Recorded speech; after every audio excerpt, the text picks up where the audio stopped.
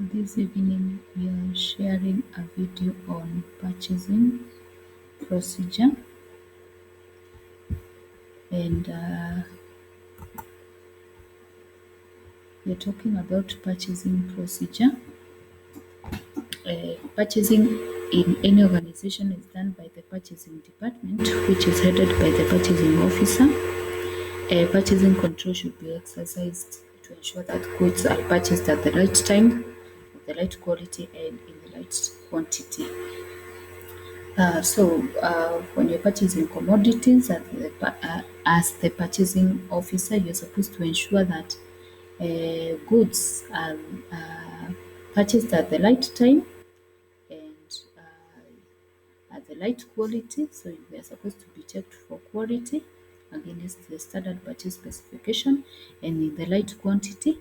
That is checked against the purchase order, and so that to ensure that no inferior uh, quality of goods are received, so as to ensure that we do not reduce profit out of this. The purchasing officer should ensure that no over purchasing and under purchasing is done. So that means that no over purchasing, no excess goods are purchased, and no under purchasing. That means that you do not have less goods that are purchased. So this may lead to shortage of materials when we have under purchasing, and when we have over purchasing, you may have items that are in the store, but they are in excess and they may get spoiled. Um, these facts indicate that right purchasing procedure and control is of great importance. So you're supposed to ensure that when you are purchasing, use the right purchasing procedure and control the purchasing as much as possible. The purchasing policy of any organization should be helpful at achieving or to achieve the following objectives. So you should have a purchasing policy as a department in an organization, and it should be able to meet the following objectives. That is one, to buy goods at the lowest prices, and so that means that the purchasing officer must ensure that they do market research on the prices available in the market. Then number two, to buy goods at the right time. So that means that when the goods are required, they should be available in the store. So that means that maybe 2 or 3 days before the time of requirement, the goods should already be in the catering outlet. And now that also depends upon the perishability of the items. Like for example, the vegetables cannot be bought immediately or 2 or 3 days before. They should be bought at least the morning of the use of those vegetables, so that they are bought when they are still fresh. Then use the method of purchasing which is the most appropriate, so as to ensure that you reduce the lead time or you reduce the duration of time between the time of ordering and the time of delivery. Then number four, to buy the most appropriate quantities. So buying the most appropriate quantities means that you have to ensure that you check what is the requirement of the user departments, and you buy what is required at that particular time without having to over purchase commodities. So that is it about the objectives. Below here we have the purchasing procedure or the purchasing chart. This is what is usually used in most catering outlets in the purchasing process. And this purchasing procedure has a key or has a summary of what usually takes place in the purchasing procedure. So first of all, I'm going to just explain on what is in the chart.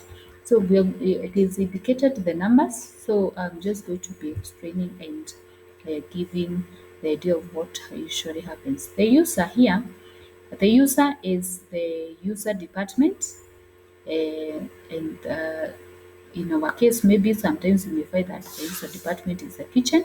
So if the kitchen department requires items from the store, what they do is that they write a requisition. So that is why you can see number one, we have a requisition, it's written to the stores. Then the storekeeper is supposed to give the staff in the user department the goods, and you find that the requisition is usually listed the items of goods that they require and the quantities. So the goods are given to the user department if they are available in the store. Then number three, we have an issue record. The issue record means that uh, it means that the user department is supposed to ensure that or the store is supposed to ensure that once they issue items to the user department, they're supposed to report to the stock control department so that they are aware that there's a reduction of the stock in the store. And once they do that, they also ensure that they check on which is that time for ordering. When the reorder level is reached, that is when they write the purchase order so that they can purchase commodities from the suppliers. Um, Once they have received the issue record and they realize that the reorder level has been reached, they are supposed to write a request to purchase to the purchasing department. So once they write the uh, request to purchase, is to show that there are some items that are less in the stock and they need to be purchased from the supplier. Then the purchasing department, once they receive the request to purchase, they write a letter of inquiry uh, to the supplier, and that is number five.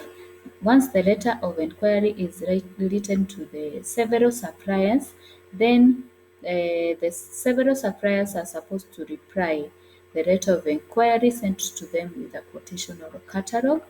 And then once the purchasing department receives the quotation or catalogs, they're supposed to look at the quotations or catalogs from different suppliers and check their prices, compare the prices, and look at who are the suppliers who can be able to supply the commodities with the best prices and the best quantities and the best quality. Then once they have selected the appropriate suppliers, they are supposed to write a purchase order, and that purchase order is sent to the supplier. And once the supplier has received the purchase order, number seven, number eight, they are supposed to send the goods or deliver the goods to the store. So that is number 8. They deliver the goods to the store accompanied with a delivery note. Then once they send the goods to the stores accompanied with a delivery note, then they write an invoice.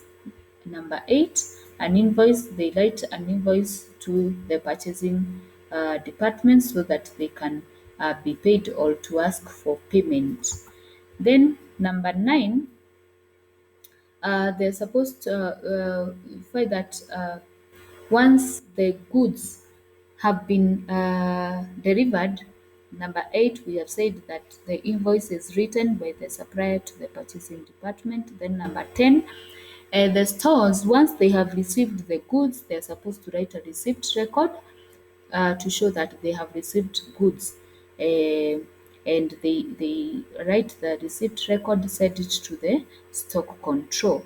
Then again, the stores are supposed to write a receipt record and send it to the purchasing department to show that they have received the goods from the supplier. Then again, they are supposed to also write a receipt record to the purchase to the user department. Sorry. Once they write the receipt record to the user department, they are assured that the goods that they require, they are already in the store and they can request for them. Then number 13, remember we had said that an invoice is written by the supplier to the purchasing department so that they can ask for the payment. Once the purchasing department receives the invoice, they verify whether what is written in the invoice is the same thing that is written in the purchase order, and it is the same thing that is written in the delivery note. Then once it is verified, then the verified invoice, it is sent to the payment section, and then after that the payment is made to the supplier. That is the payment is paid to the supplier, uh, and that brings the head, or gives us the head of the the purchasing procedure. So you find that the purchasing procedure is a process usually that takes time, because there are some documents that have to be transmitted from one department to another, and we are supposed to understand all these documents, and later on we are going to look at them one at a time. But before we get there, I want to just give a summary of the purchasing procedure. So this is what explains what is in the diagram. One, the user department submits a requisition to the stores requesting to be issued with the materials they require. Then number two, the user department is handed over the goods in exchange of the requisition. And then number three, a copy of the receipt record is transmitted to the stock control. So that is the one that I mentioned, that the stock control needs it so that they can know the items that have been issued to the user department, so that once the reorder level is reached, they can requests to order. Then number four, when the reorder level is reached, the stock control transmits a request to order to the purchasing department. Then the purchasing department sends out inquiries to various potential suppliers.